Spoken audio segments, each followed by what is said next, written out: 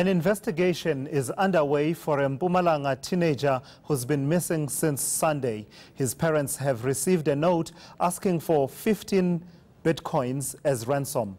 Well, what do parents do when a child goes missing? For more on this, Save the Children's Gugu Xaba joins us now from Pretoria. Gugu, thank you so much for joining me this evening. And you will have heard some of the stories that we played prior to this interview with you. In its totality, the difficulties that we've been reporting on in the past week, in the past few days that children face, what do they say about the conduciveness of the environment to raise a child in South Africa? I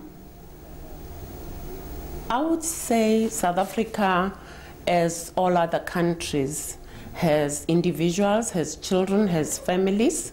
So as long as you have children that are being taken care of by families, you have a susceptibility of safety for the child.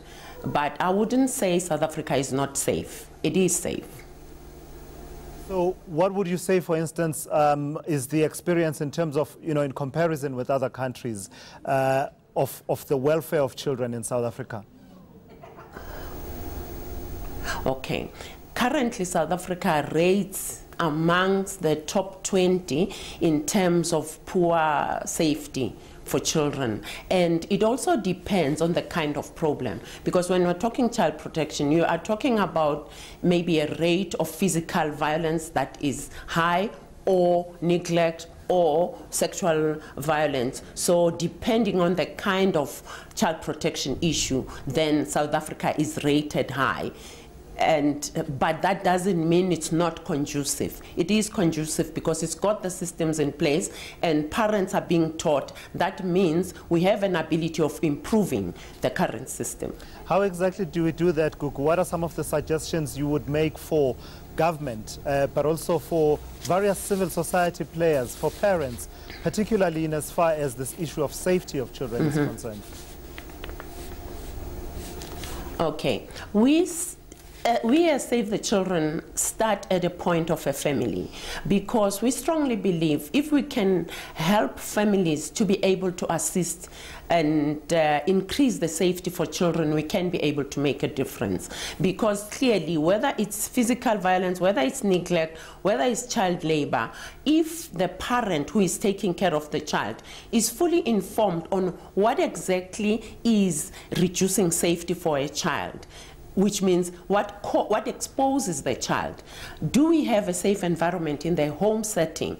If we don't have a safe environment in the home setting, then the family or the parents need to do something about it in order for us not to have a child that is vulnerable, who eventually can get snatched, if we were to use the example of the child that has been snatched recently. Do we have a responsible adult who is taking care of the child 24 hours? Because if we don't have that, it means we're reducing the child's chances of being safe, and it makes them a victim.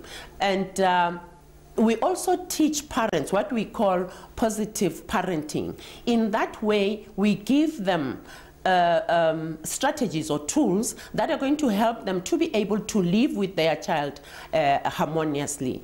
And then and there's a lot of other things that in a family specifically contribute to a child not being safe. Let me give you an example where the parents are regularly fighting and the child is observing the fighting. It traumatizes the child, and it contributes to the fact that in future we're going to have a perpetrator of violence because of the fact that the child observed violence. Our research actually told us that if we can reduce children that observe violence occurring in a home setting, we can be able to at least reduce 16% of mental illnesses in children. So it means a lot must happen in the home setting. Then we move to the school setting, where we teach both parents and children on positive discipline in everyday teaching.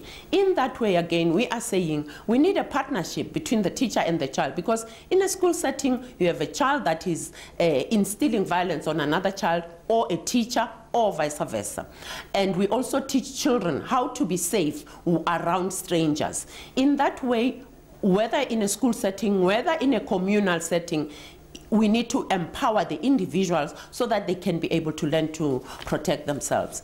And as government, for instance, government has a early childhood development policy, which is very good, and if we can implement that policy accordingly, we can be able to increase socio-emotional strength of our children, cognitive strength of our children, and in that way be able to develop resilient adults that can be able to take care of themselves in future.